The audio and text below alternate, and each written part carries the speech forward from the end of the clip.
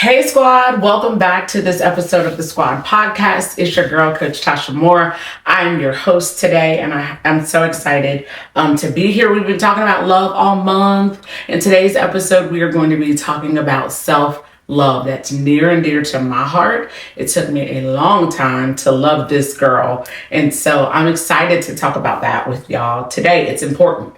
Self-love matters, all right? So today we're going to be talking about how we can truly love ourselves, what that looks like.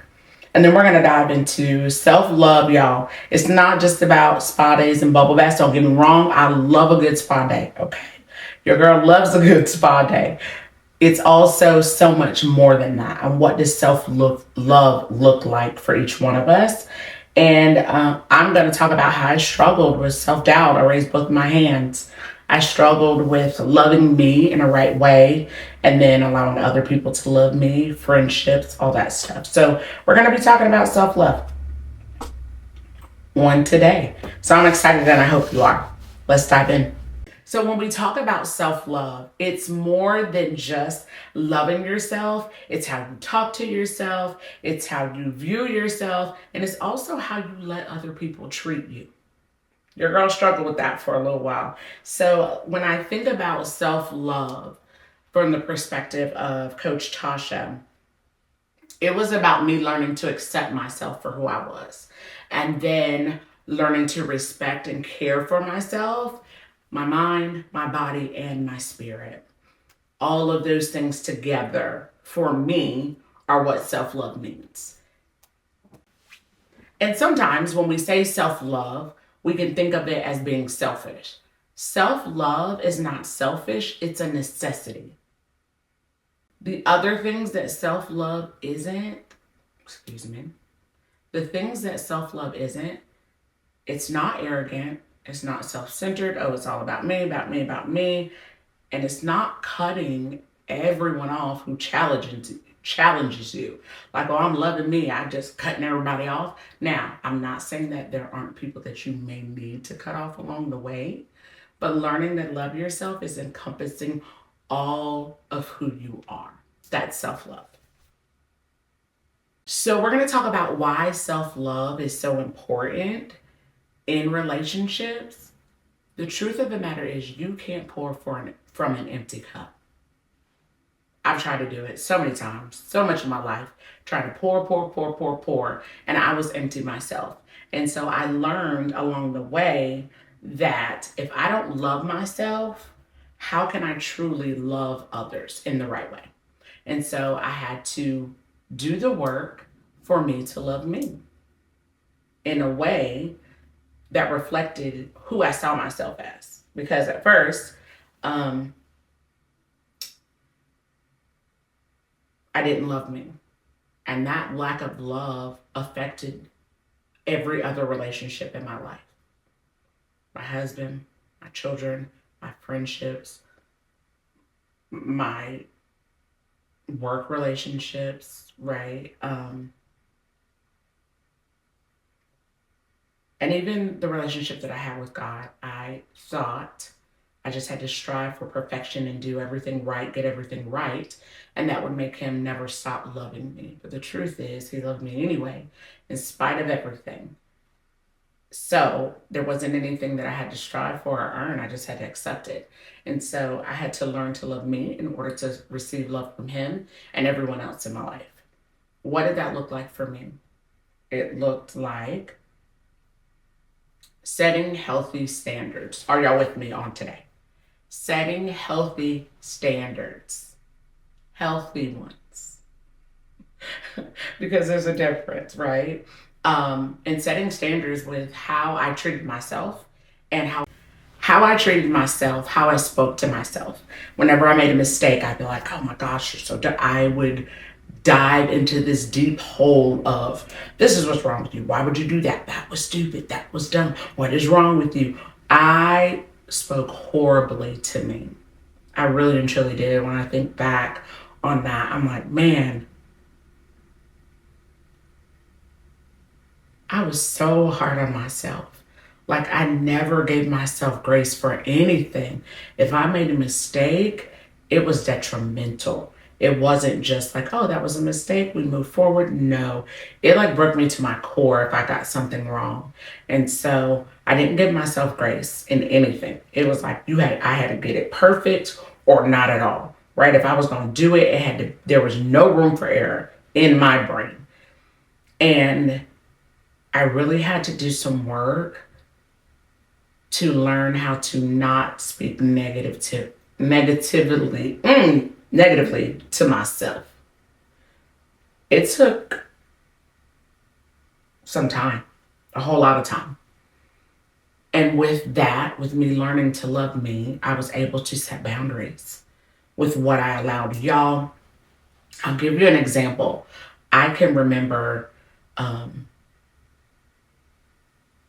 always like getting invited to things like the day before or the day of. Oh, you can come if you want to, or hear people talking about something. And yeah, we're going to go here and we're going to do this and we're going here. We're going to do this and we're going to do that and we're going to do this. And it was like, oh, wow, this has already been planned for them. But now at the last minute, they're like, oh, do you want to go? And I literally would say yes. I'd be like, yeah, I want to go. And now looking back on that, it was like, girl, you weren't really invited. You just happened to hear them talk about it. And they were like, oh, well, maybe we should tell her she can come. Or I remember one instance, I had some friends and they were out to eat and actually called me while they were at the restaurant. And it was just like, I went. I'm not even going to lie, sitting here and lie and say, I went. And I was like, looking back on that now, it's like, honey, what were you doing? What were you thinking? But in those moments, I didn't love me. So I didn't know how to set boundaries or standards for the way that other people could love me or treat me. I didn't know what that was supposed to look like. And so I accepted anything from anyone because I just wanted to have friends and have people who I thought in my world that cared about me. And I realize now that that was not healthy standards at all. And so the first thing I want to say is encouraging you to set healthy standards of what you will and won't accept in any relationship. That's a love, a significant other, in your friendships. Y'all, we are allowed to have things that are non-negotiable even in friendships. Like, hey, this for me is not a win. That's how you lose with me if this happens in our friendship. And you're allowed to say that because people who love you will respect that. Okay. I learned how to connect. I learned the connection between self-love and confidence. Confidence. Okay. I learned how to be confident in this woman that God had created. And that doesn't mean I have to be mean or knock any other woman down in order for me to be confident in who I am. It's just knowing that I walk in the full authority of God. I am who He says I am. I can walk into a room. The God that I serve, He shifts the atmosphere, is what I like to say before I even enter into the room. Because I'm going in there to serve in whatever way He has me to. I don't care if it's a friend's birthday party, for a laugh, or just being there, showing up, whatever capacity I walk into the room as, I get to choose that. And so learning to connect, loving me, and being confident in who God says I am. And that's not dimming my light, and that doesn't make anybody else's light not shine. I can shine the way that I'm supposed to. I love all things that sparkle. I say that all the time. I can walk into the room and be authentically me. And that doesn't take anything away from anyone else because I want all the women in my life to walk into the room and to be fully who they are supposed to be as well. And so it was a learning for me that there is a connection between loving myself and walking confidently in who I am and who I was meant to be. And then one of the things I think about often that I want to ask you, are you showing the same love to yourself that you give to other people? When I thought about that, the answer for me was no. I would give everyone else grace. I would give everyone else another chance, a chance to get it right. And I wouldn't do that for me. And I had to ask myself, why? Why do you not do the same thing for you that you do for everyone else? And it's because I didn't love me. I surely didn't. I didn't love who I was.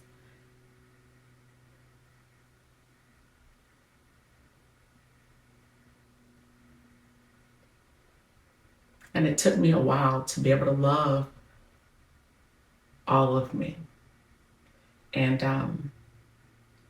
I can remember saying affirmations that I didn't believe, but I just kept telling myself I'm just going to speak them until I can believe them, right? I'm just going to declare them till I can affirm them. And I would say, I'm a good mom. I didn't believe it. I'm a good wife. I didn't believe it. I'm a good friend. I walk in purpose. I didn't believe any of the affirmations that I was saying to myself. And that's just my truth. Until I got to a place to realize that I was worthy of love, truly. And I was capable of loving myself and other people.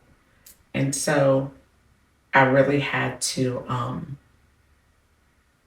sit with myself and work through why I didn't love me. And it boiled down to, a lot of stuff with my biological father and being that little girl who didn't understand why. I do now as a grown woman, and I'm very thankful for it, even though in those moments I didn't understand it. Signs of self-love deficit. Y'all, I was thought all of this was a sign, truthfully, that I didn't love myself. Negative self-talk. How do you speak to you? What are the things that you're saying to yourself about yourself? What do you let other people say about you? I can remember people like, oh my gosh, she's so loud, she's so extra. Yes, I am. And I own it. I would be like, no, I'm not. Yes, I am. I'm all things extra. And I don't apologize for it anymore. Now, I do know how to navigate it a little bit better than I did before. But I love me. And so in doing that, I had to learn how to trust who I am, navigate it differently depending on the room that I am, never fake, always showing up as my true authentic self, but also realizing that I cannot constantly criticize everything about me. And that's literally what I was doing, if I'm honest. I would constantly criticize myself all the time. Why did you do that? Why did you say that? You shouldn't have done that. Why did you look at her like that? Why didn't you go? Like always criticizing every move that I made and making it something way bigger than it needed to be. The second thing I would do all the time is settle for less. I would give so much of myself, but settle for less than what I deserved. And so I had to learn, like, you deserve for people to treat you nice and kind the same way that you are treating them. And so I really had to look at the relationships and the opportunities that I allowed myself to say yes to. There were some business things that I said no to because I wasn't being treated the way that I should have been. And so it had to become a no. But I learned that over time. Okay. And then the other thing was there were no boundaries, none at all. You could do whatever, say whatever, treat me however, and I would still be right there like, hey y'all, how we doing? Okay. And I learned, like, no, you have the right to say, like, this is how I'm feeling. I can remember having to go to a really, really good friend of mine and say, this is how I feel like I show up. Would you agree? Right? And if it wasn't true, tell me. If you don't feel like this is how I show up for you, like when it comes to birthdays or, not even buying things, but acknowledgement of, your children's birthdays and different things. I feel like when I come to your city, I make sure to see you when you come to mine. That doesn't always happen. And I'm not saying tit for tat, but I am saying I feel like I'm showing up as a friend. And if I'm not, please tell me. And I don't feel like I'm getting the same thing in return. And was it difficult? Yes. Did she hear what I was saying? Absolutely. And we were able to talk through that and say, like, hey, I'm not saying all the time, even if you don't acknowledge my birthday, at least my kid's birthday, they're important to me and they consider you their aunt. Say happy birthday to them. I can remember that being a difficult conversation for me, and it was a necessary one. Like setting, like, hey, this is what I expect from you as a friend. I think that's important. We do it in our significant other relationships What makes us not feel like we can do that in friendships? So I learned how to be able to have loving conversations with my friends. Like, I feel like I show up in this way. And if I don't, tell me.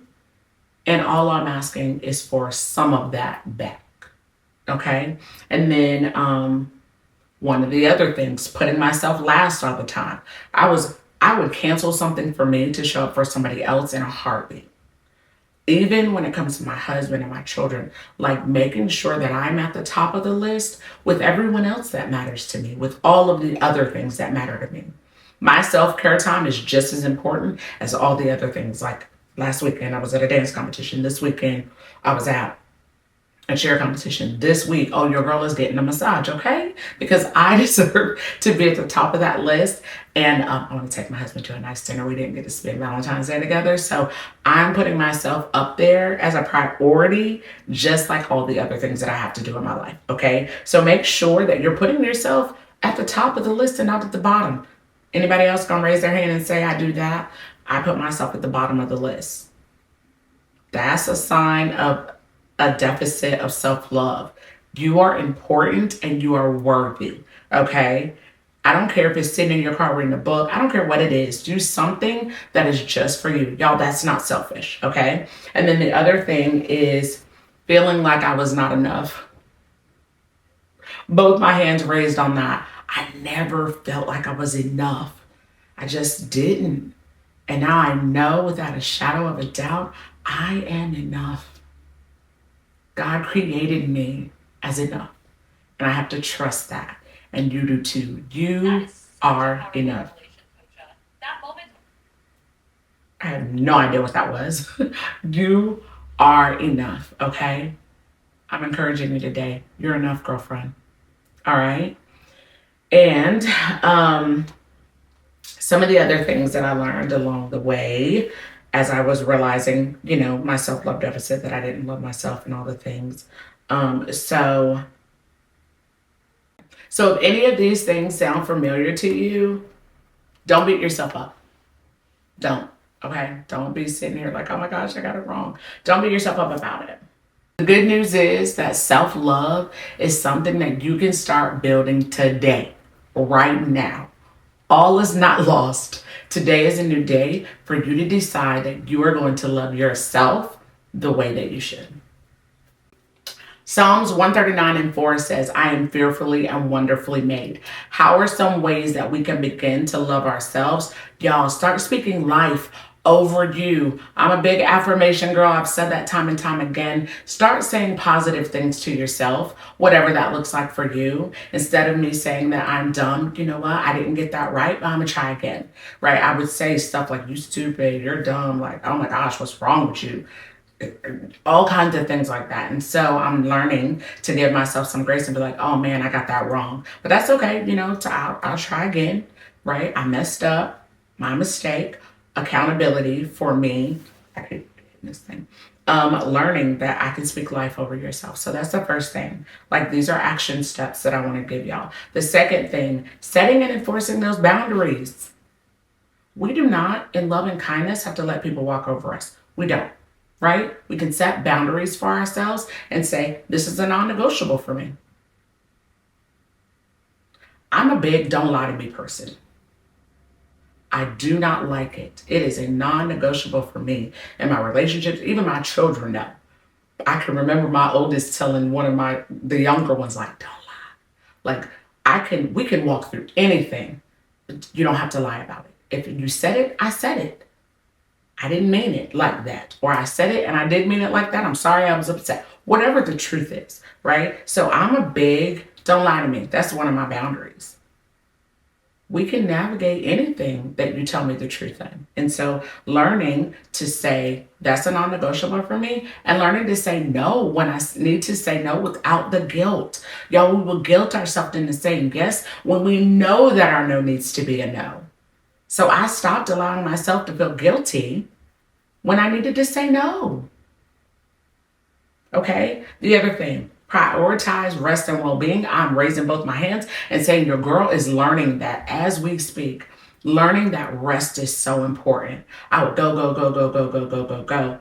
I didn't do a whole lot after we got back, except sit down and chill. I had to learn prioritizing my rest and my mental health is important. It makes me better for everyone around me. Okay. And then the other thing is forgiving myself and embracing my worth. Forgive yourself. Forgive you. The mistake you made, whatever you said, whatever you did, forgive yourself from it and move forward for it. Forgive yourself for it and move forward from it. Okay? We all have things that we've done that we can look back on like, why did I do that? Why did I say that? Whatever the case may be. Forgive yourself. I had to do a whole lot of forgiving me. Even when other people held on to things, I forgave myself for it. So, forgive yourself and move forward from it. And so I want to challenge you, write down 3 ways you this week can show yourself love. I'm going to get a massage, y'all. That's one of my ways. My affirmations and my scripture over myself is definitely something that's very important to me. And then I don't know what my third one is going to be. I got to figure that one out. But I've got 2 so far, okay? So write down some things that you can do to show you that you love you, okay? All right, y'all. So I got the rapid fire questions. I did not read them when I was writing my show notes. I actually had somebody else create them for me. So I'm going to read them now and I'm going to answer them. What's your favorite self-care ritual? My favorite self-care is a massage. I'm not even on self-care. Good cup of coffee on my way, getting a good old massage, just me sitting with myself and the masseuse. And that's one of my self-care. And then the other one, I live in Myrtle Beach. I hate the sand, but I love the water. I love the ocean. It just makes me think of the vastness of God's love for me. And so going to sit at the ocean. Now, if I could do the ocean without the sand, it would be perfect.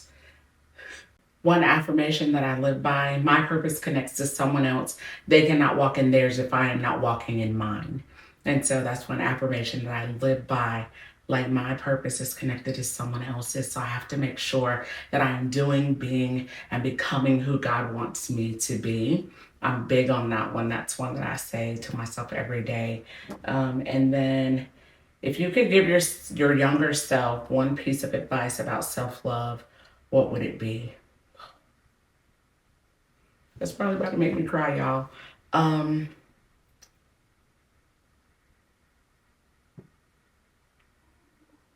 The one thing that I would go back and say to myself is that you are worthy of love and you are capable of loving others in a good, healthy way. And so that would be one thing that I would say to the younger version of myself is that I'm worthy of receiving love. And it's okay to accept it. It's okay for you to let people in. That would be something I would say to myself. So I urge y'all to answer these questions for yourself. Like, what is something that you would say to the younger version of you? What's an affirmation that you could say to yourself? And what's one thing that you do to take care of you? Because you matter and it's so important. Squad, today's episode, I hope, is a wonderful reminder of how important loving you is. It is the first step in you being able to love others well. I pray that you take what we talked about today and start pouring. My prayer is that you take what I talked about today and start pouring into yourself. Because I promise you, you are so worthy of pouring into you just as much as you pour into everyone else. So, homework, guys. Write down 3 things that you can do this week that show you love you. Share this episode with a friend. Don't forget to subscribe. Click the link below, right? Share this with somebody who you know needs to learn to love on themselves the way that is positive and loving. And then the last thing, y'all, DM me on Instagram with your biggest takeaway from today. I want to share it on my social. So please send me a DM, Coach Tasha on IG. On Facebook, same thing, Coach Tasha. Y'all send me a DM, your biggest takeaway, and I just want to share. I won't put your name unless you tell me it's okay. I will just share with others some of the takeaways that the squad has from this episode. Y'all, as always, you are worthy of the life that you will want. You are worthy for fighting for the best version of yourself. We are always combat ready, growing and learning to be better every single day. Y'all, it's been so much fun. It's your girl, your coach, Coach Tocha Moore. I hope you guys have an amazing rest of your week. And I will see y'all next week on the next episode of the Squad Podcast. On next week's episode, we're going to be talking about sisterhood and friendships. I'm going to have a panel of people. I'm so excited. I can't wait. Y'all have a good rest of your day. I'll see y'all later. Bye.